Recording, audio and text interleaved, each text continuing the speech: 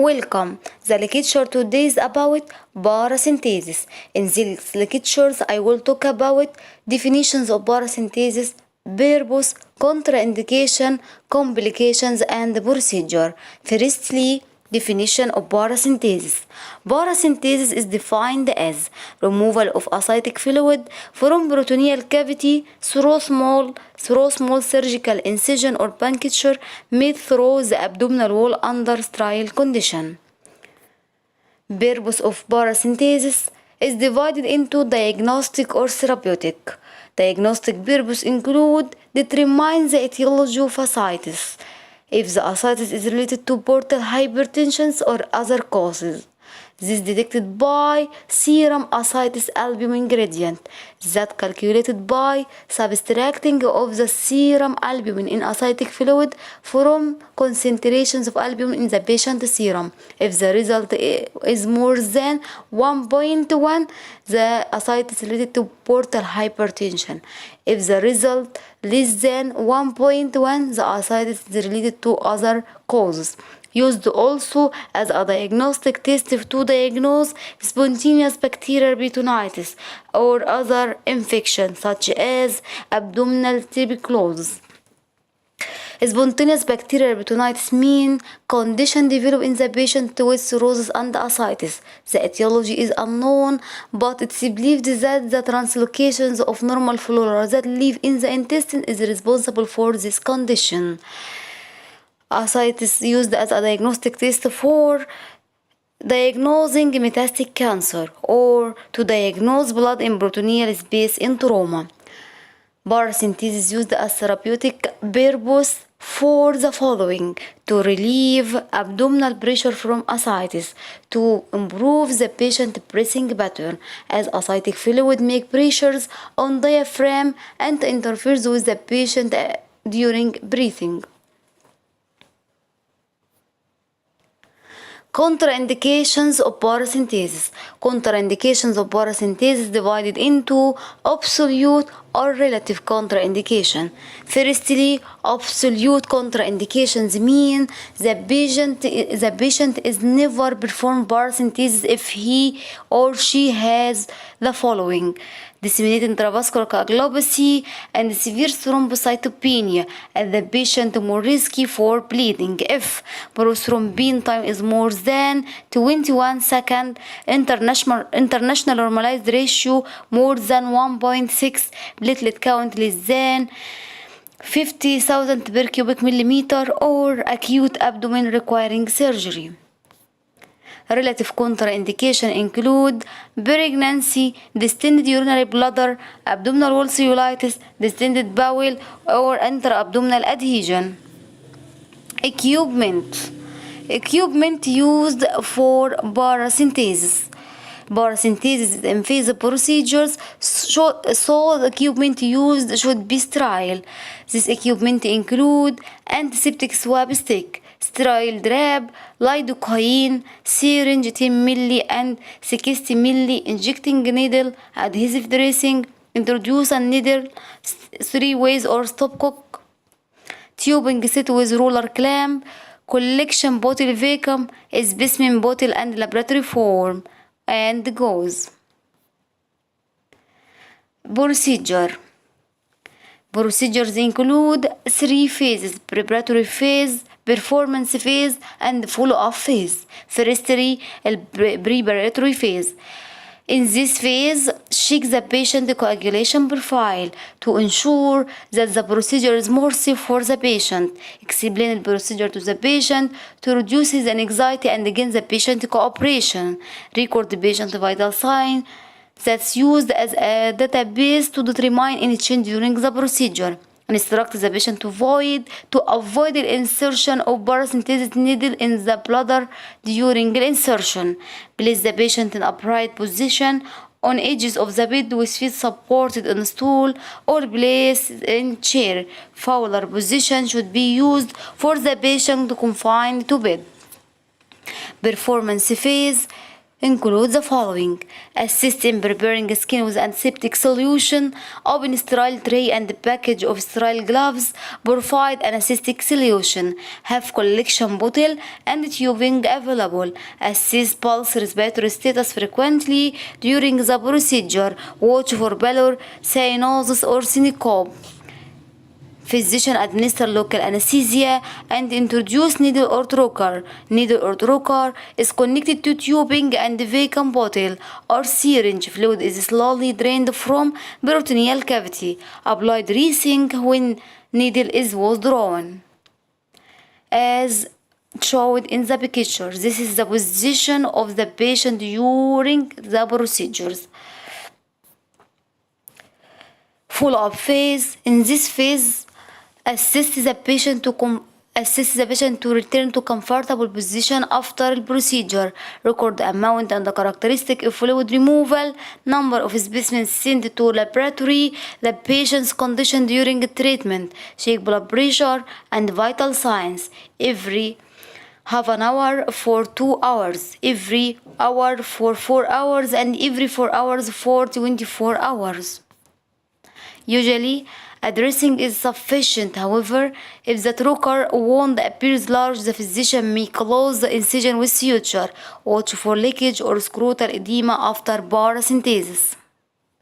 Complication include persistent leakage of ascitic fluid at the needle insertion site, abdominal wall hematoma or other bleeding, infection, perforation of surrounding vessel or fissura, hypotension especially after aspirating large volume fluid, especially is more than 5 liters or 6 liters, delusional hyponatremia, catheter lacerations and loss in abdominal cavity. This video will show the steps of procedure. Please listen to video.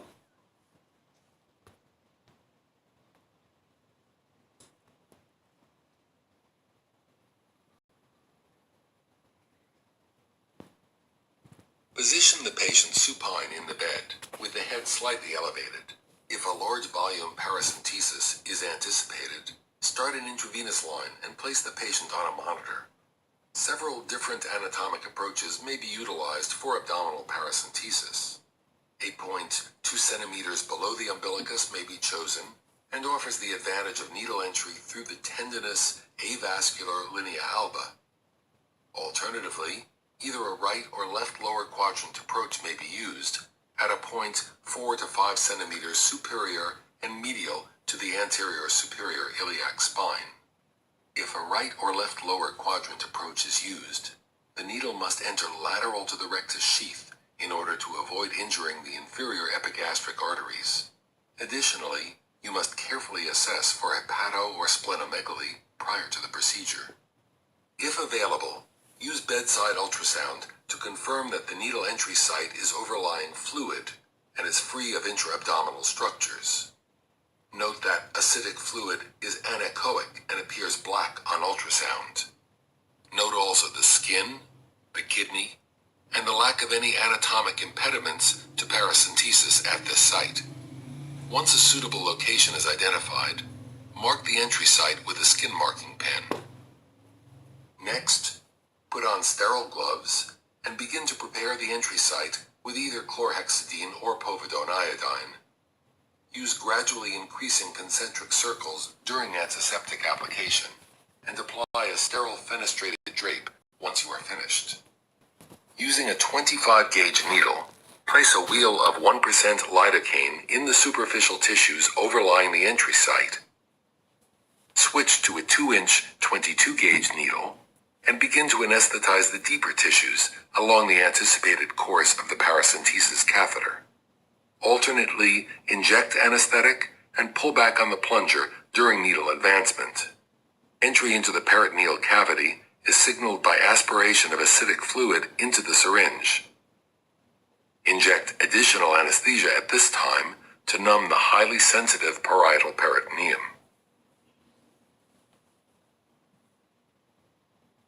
Prepare the paracentesis catheter assembly by attaching a 10 milliliter syringe to the back of the assembly. If a paracentesis catheter is not available, The procedure may be performed with an intravenous catheter in an analogous fashion as described below. Use an 11-blade scalpel or a 16-gauge needle to place a small nick in the skin, which will allow for easy passage of the catheter assembly through the epidermis. Hold the back end of the catheter assembly in your dominant hand.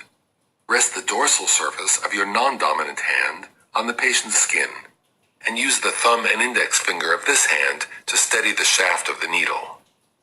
Insert the needle into the skin nick and carefully advance the catheter assembly. Intermittently pull back on the plunger as you advance. Entry into the peritoneal cavity will be heralded by aspiration of acidic fluid. Immediately stop advancing the catheter assembly once fluid enters the syringe. Further advancement of the needle at this point increases the risk for intra-abdominal organ injury. While keeping the needle stationary, gently advance the catheter over the needle and into the abdomen. Then, remove the needle from the catheter. Attach a large syringe to the paracentesis catheter and withdraw 30 to 60 milliliters of fluid for diagnostic analysis. Once fluid collection is complete, detach the syringe. If additional fluid needs to be removed for therapeutic purposes, attach high-pressure drainage tubing to the catheter and then insert the other end of the tubing into an evacuated container. The vacuum in the container will actively drain the acidic fluid. It will take several minutes for each bottle to fill. Enlist the help of an assistant to change bottles during the drainage procedure. During large volume paracentesis, it is essential to closely monitor the patient for hemodynamic changes, since fluid shifts may cause hypotension.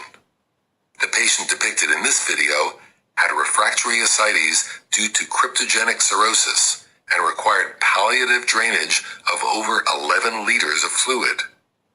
The change in her appearance before and after the procedure is remarkable. In situations where more than 5 liters of acidic fluid are removed, you should consider the administration of albumin at a dose of 5 to 10 grams per liter of fluid removed in order to prevent post-paracentesis circulatory dysfunction.